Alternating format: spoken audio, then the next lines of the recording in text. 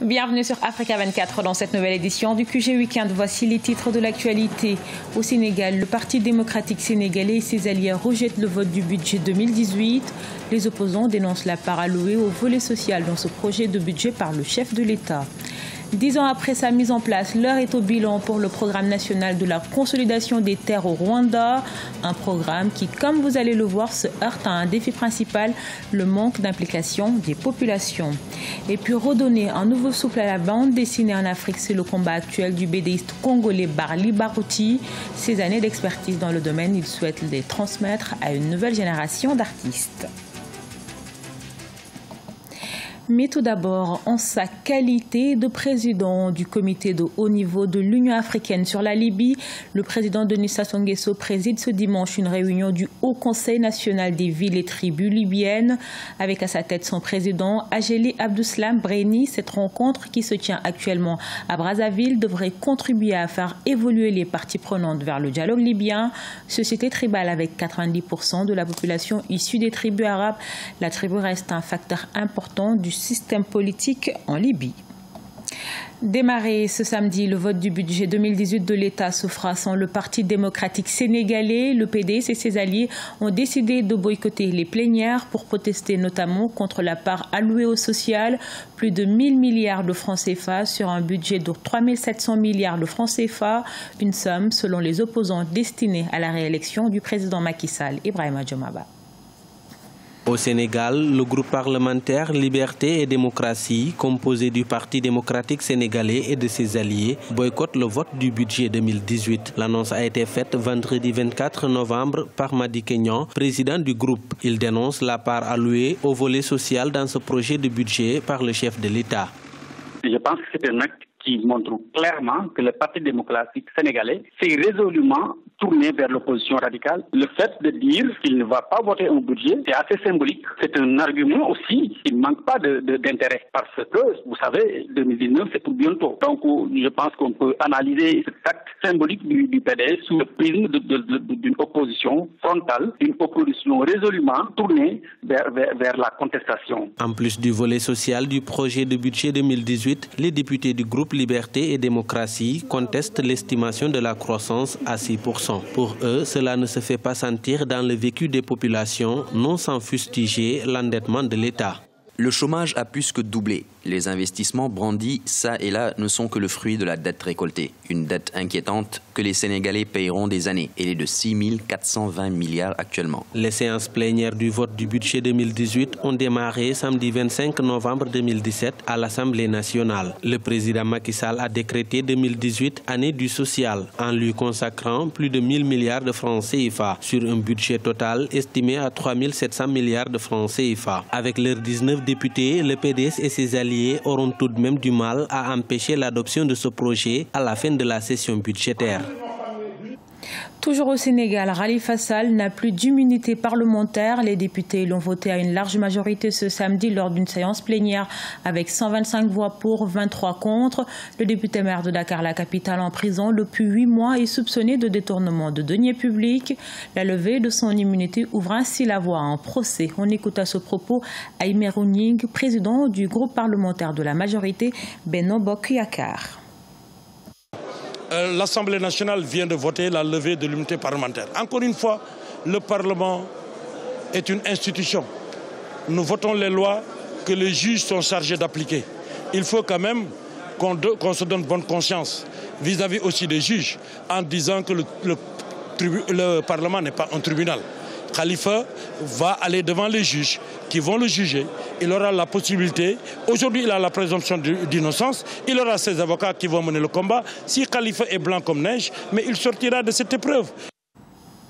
Avec une contribution à hauteur de 30% du PIB, l'agriculture emploie environ 80% de la population rwandaise. Afin de stimuler le secteur, le gouvernement a introduit en 2007 le programme national de consolidation des terres. 10 ans après, quel bilan tirer de ce programme destiné à améliorer le rendement agricole au pays des 1000 collines? Élément de réponse dans ce reportage de notre correspondant Fraten Lakiaïsanga. Le Rwanda a introduit le programme de consolidation des terres en 2007 qui donna naissance à celui d'intensification de culture en 2008.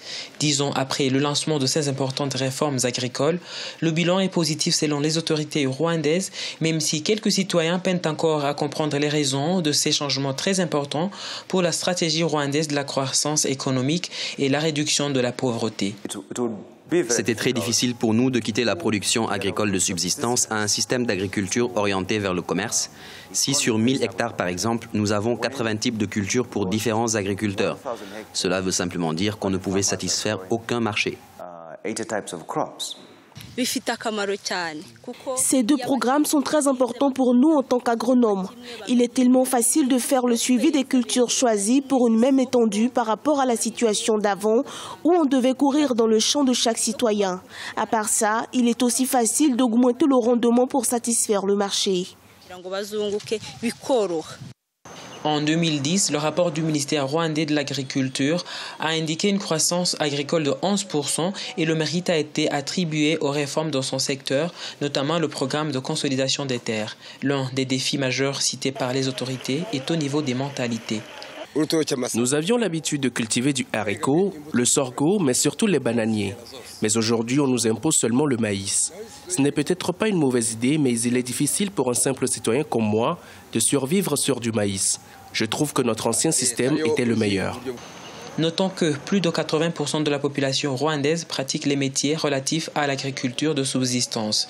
Cependant, compte tenu de la pression démographique, assurer la production des cultures vivrières pour la population croissante pose un défi persistant. Il s'est donné pour mission de redynamiser les bandes dessinées sur le continent. Barli Barouti, artiste congolais avec une quarantaine d'albums à son actif, ce BDiste est souvent sollicité pour l'encadrement des jeunes dessinateurs africains. Il milite par ailleurs pour une bonne politique susceptible de simuler la culture du livre en République démocratique du Congo. Reportage de notre correspondant Jacques Amboka. Donner un souffle nouveau à la bande dessinée en Afrique, c'est la mission que se donne Barli Barouti. Figurant parmi les grands noms de cet art en République démocratique du Congo, l'artiste est en cheval entre l'Europe où il réside et l'Afrique où il est sollicité pour encadrer les ateliers de formation des jeunes bédéistes. Il soutient la nécessité de la relance de cet art qui est l'un des facteurs susceptibles de contribuer au changement des mentalités dans une société congolaise plongée dans une crise morale aiguë. On essaie de pousser nos jeunes à aller un peu plus loin, un peu au-delà du miroir, quoi, si je veux dire. De ne pas s'arrêter qu'à faire des bandes dessinées, mais trouver aussi les moyens de le vendre, d'en vivre, et surtout, que la bande dessinée soit utile.